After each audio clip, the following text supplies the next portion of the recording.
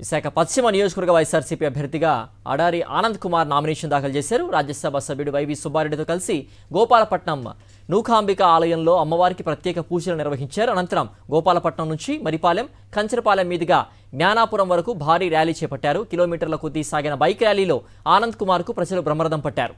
అమ్మవారి గుడి తలుపులు తాళాలు వేయించే కార్యక్రమం కూడా చేస్తున్నారు. ఇవన్నీ చాలా చీప్ పాలిటిక్స్.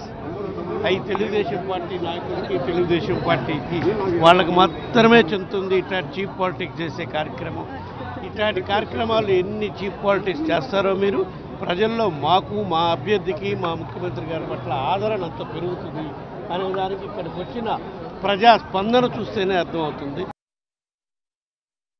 ప్రజలందరూ ఆశీస్సులతో ఈరోజు విశాఖ వెస్ట్ వైఎస్ఆర్సీపీ అభ్యర్థిగా ఈరోజు నామినేషన్ వేయడం జరుగుతుంది. మరి ఈరోజు ఇంతమంది జనం, ఇంత ఆదరణ ప్రజల దగ్గర నుంచి ఈరోజు మాకు వస్తుంది అంటే జగన్మోహన్ రెడ్డి గారు చేసిన అభివృద్ధి కార్యక్రమాలు, సంక్షేమమే అని చెప్పాలి. మరి ఈ జనాలను చూసి చాలామంది ఓరవలేక గుడితో కూడా రాజకీయం చేయాలని చూస్తున్నారు టీడీపీ వాళ్ళు. ఈరోజు మేము ఇక్కడికి నిన్నే చెప్పడం జరిగింది, ఇక్కడికి వస్తామని చెప్పి. అమ్మవారి దర్శనం అంటే అమ్మవారి దర్శనం కూడా ఉండకూడదు అనే దీంతో ఇక్కడ వీళ్ళని బెదిరించి వీళ్ళని తలుపులు వేయించడం జరిగింది. ఇది మటుకు ప్రజలందరూ చూస్తున్నారు.